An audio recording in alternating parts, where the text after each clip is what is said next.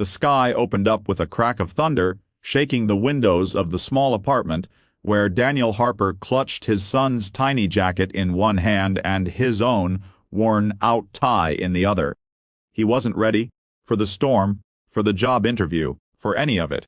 And yet, time never waited for the broken-hearted, not even for a single dad trying to stitch his life back together after losing everything including his wife. If you believe in kindness, in second chances, in the quiet power of someone getting up when life keeps knocking them down, please take a moment to like this video, share it with someone who might need it, and subscribe to the channel. And don't forget to comment below. Your voice helps stories like Daniel's be heard. Daniel had once been on track to become something big. Valedictorian, Ivy League graduate, rising finance analyst. But that was before his wife, Emily, was diagnosed with cancer just 2 months after giving birth to their son Jacob. He gave up everything to be by her side, his job, his dreams, and nearly his sanity. By the time Emily passed away, he was left with a mountain of debt, a toddler who barely spoke, and a resume with a 3-year hole he couldn't explain without choking on tears. So when he got a last-minute invitation to a wedding from an old college friend, he didn't plan to go. He had no tux, no gift, and certainly no heart for celebration. But then he noticed Jacob playing with Emily's old wedding picture. The way he traced her smiling face and whispered, "Mommy." And something shifted. Daniel felt like maybe, just maybe, showing Jacob what love looked like, even through someone else's story, might help fill the gap that grief had left behind. He found an old suit in a thrift store, one size too large, and borrowed a car that wheezed up hills. Jacob wore a tiny blazer, too small now, but it didn't matter. When they arrived at the elegant vineyard in Napa, Daniel felt out of place among the designer suits and expensive perfumes. But Jacob smiled so wide at the flowers that Daniel convinced himself it was worth it. What Daniel didn't know, what he couldn't have imagined, was that the CEO of the largest firm in the region, Christopher Langston, would be there too. And that he had seen Daniel before. Not at work, but in a coffee shop 2 years ago. Christopher had been rushing to a board meeting when his phone died and his assistant canceled on him last minute. He remembered a man, Daniel, handing him a charger, along with his seat, and paying for his drink when he realized he had left his wallet in the car. Christopher had never forgotten that simple act. He remembered the man's eyes, tired, kind, heavy with something unsaid. Now, as he watched Daniel helping Jacob navigate the dance floor with 2 left feet and a goofy grin, something in Christopher stirred. He was a self-made man, hardened by industry and boardroom politics. But he also believed in karma, in returning the kindness the world rarely offered. So when he approached Daniel, drink in hand, the single dad was too distracted trying to find napkins for Jacob's grape juice spill to realize who he was talking to.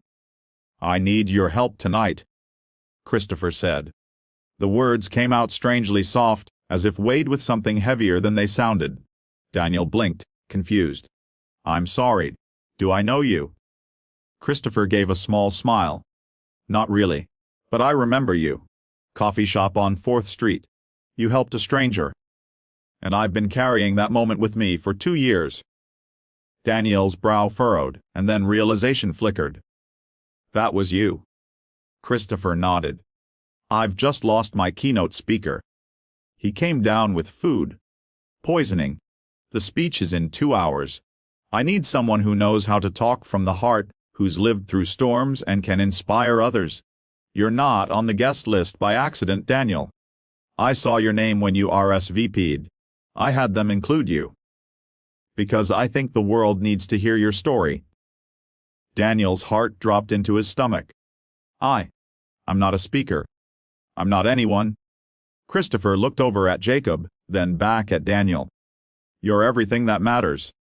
A man who gave up everything for someone he loved, a man who's still standing. You can remind them what resilience really looks like." He could have said, no, should have. But then Jacob tugged at his sleeve, eyes wide, whispering, "Daddy, Are you gonna tell Mommy's story?" And Daniel couldn't walk away. What followed was something no one expected. Under fairy lights and chandeliers, before an audience of hundreds dressed in their finest, Daniel stepped onto the stage in an oversized suit with a child's handprint on the sleeve. His voice trembled at first, but then it found a rhythm. Slow, honest, raw. He spoke of love, and loss, and the things you can't plan for. Of feeding a baby with one hand, while holding a hospice nurse's hand with the other. Of losing the person you love most and still waking up because a pair of little feet needs you. He didn't use big words or corporate language. He spoke like a father, like a man who had been to the edge and walked back slowly, carrying his son with him. By the time he finished, the room was silent, breath held like glass on the verge of breaking. Then came the applause, the standing ovation. Grown men with tears in their eyes, women clutching their chests. Even Christopher, a man not known for sentiment, was dabbing the corner of his eye. Afterward, Christopher offered Daniel more than just thanks. He offered him a job, a new life, a chance to return to the professional world, not at the bottom, but as the new head of community outreach for the company. He wanted Daniel to speak, to students, to employees, to those who had forgotten what perseverance looked like. But Daniel hesitated. "I don't know if I can." "You already did," Christopher said. "Tonight, you saved me. And maybe a few others, too." The next morning, Daniel and Jacob stood outside their apartment. The landlord had given them notice. They had a week to vacate. But this time, Daniel didn't feel panic. He looked at his son, who clutched his little backpack and smiled up at him, and he knew things were different now. They moved into a better place. Nothing extravagant, but warm, safe, full of light. Daniel started his new job, and more importantly, he started to believe in himself again. Not because he had everything figured out, but because he had learned that sometimes the smallest kindness can echo years later, reshaping everything. And the next time Jacob asked, Do you think Mommy saw your speech?" Daniel didn't choke up. He just nodded. "Yeah, buddy. I think she was clapping the loudest."